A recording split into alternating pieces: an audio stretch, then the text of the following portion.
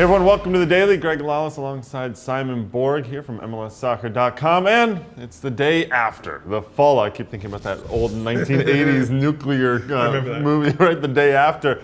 U.S. national team with a 0-0 draw against Canada at BBVA Compass Stadium in Houston yesterday. And Simon, of course, everyone afterward, the pundits, the fans, everyone on Twitter exploding about what a disaster this was. It was, but relax, Greg. I mean, what do you expect out of a team that's just playing its first game together, coming off 3 weeks of grueling physical work, and guys who don't know each other? What that game needed, look, the U.S. had it in control. What it needed is the special player to come up with that special play, and I don't know that that person was on the field yesterday, at least for a good chunk of that match. And second, that maybe the understanding between two players with the movements was crisp enough to break through that Canadian defense. That wasn't there, and it's understandable. Yeah, and I agree with you on that one. I think that all of the sort of soul searching all of a sudden over the last 12 hours is really unnecessary. This is a friendly against a young Canadian team. It was a young MLS team as well, all MLS team that started this game. We got to see our first view of Josh Gatt. He came out and played for the U.S. national team in this one again. Five guys debuted. So ultimately, I think that it's all a little bit overwrought right now. And the team in Honduras is going to be a whole new team. Right. So, you know. Which is maybe not a good thing. Do you think that there should have been more players involved in this game, possibly, depending on whether teams would let them go, who will be involved in that Honduras game? No, I think there will be maybe 3 or 4. I think Jurgen Klinsmann said 6 to 8. I think maybe that's a little too much.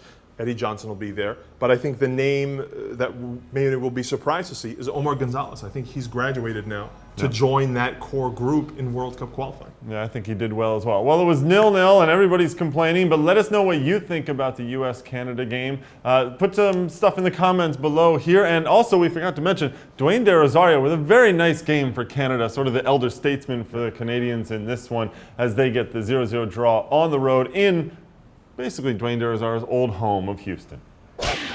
Well, a lot of people in North America got ready for the U.S.-Canada game. Also, MLS getting started with the preseason. And here on MLSsoccer.com, we got a bunch of the friendlies, the Desert Friendlies from Tucson, Arizona, underway. We were streaming them. Our own Jason Seguini and Matt Doyle were down there.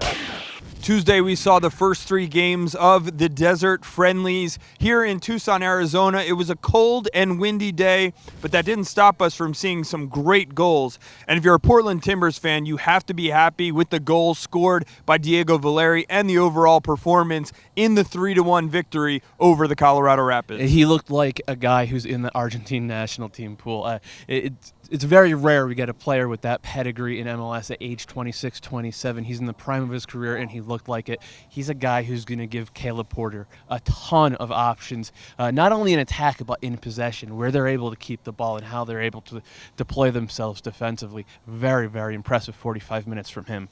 All right, 3-1 victory for the Portland Timbers. In the second game, it was the San Jose Earthquakes taking on the Houston Dynamo, a very young San Jose Earthquakes team, a lot of rookies, a lot of trialists, a lot of players that people couldn't recognize, including the goal scorer. Alexandre Emerson is his name. We had him wrong on the broadcast. The Quakes PR staff had him wrong. He's a player not a lot of people knew about, but you know about him now. What a fantastic finish on his first goal. Yeah, he ripped it. He absolutely pummeled this ball to the far post, half volley at an awkward angle. Could have had another one earlier. He just punched it right at Tyler Derrick.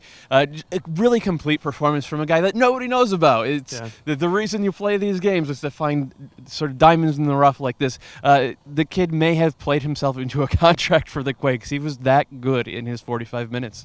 All right, speaking of playing yourself into a contract, FC Tucson came out against Sporting Kansas City and earned a draw, a 1-1 draw. I think really the story, though, of this game, you're trying to look at Sporting Kansas City, one of the favorites in MLS this season. If Kamara does go to Norwich, which is expected now, is CJ Sapong the guy to take his spot on the right flank? And we saw it a little bit today. Yeah, I think judging by tonight, the answer is yes. He was not only the strong physical presence you expect, but he played really clever, creative balls in the final third, and he was able to combine with Chance Myers all night. Now, granted, it was against FC Tucson. It wasn't against the Houston Dynamo, but his soccer IQ over the past 2.5, 3 years has really shot upwards, and he looked confident out there. All right, well, Suni Saad getting a nice goal for Sporting Kansas City in that game. I want to remind everyone that the Desert Friendlies continue on Thursday, 8 p.m. Eastern Time. The Houston Dynamo taking on the Colorado Rapids. That's all we have from Tucson. Well, we're down to about the last 36 hours or so of the international transfer window, and we are expecting news about Brek Shea finally making that move to Stoke City, as has been reported. He was actually in the stands at Stoke City's match yesterday when they took on Wigan Athletic. Roger Espinoza, formerly of Sporting Kansas City, with setting up 2 goals in a draw for Wigan in this one. Is there anything else we can expect out of the moves coming in these last day and a half or so of the transfer window? There's always a surprise or two, but aside from the Kamara deal, which the guys already talked about, there's also, is Graham Zusi here? What's happening with West Ham? Do they pull the trigger? West Ham has been a club. They've been close on so many players over the last couple of years. They never pulled the trigger. So it's going to be interesting to see if they finally make a move. Well, I'm sure the guys on the March to the Match podcast later on today, make sure you check that out on MLSsoccer.com. I'm sure they'll talk about all of this, plus the Desert Friendlies and everything that's going on around MLS and with the U.S. national team, of course, here on MLSsoccer.com.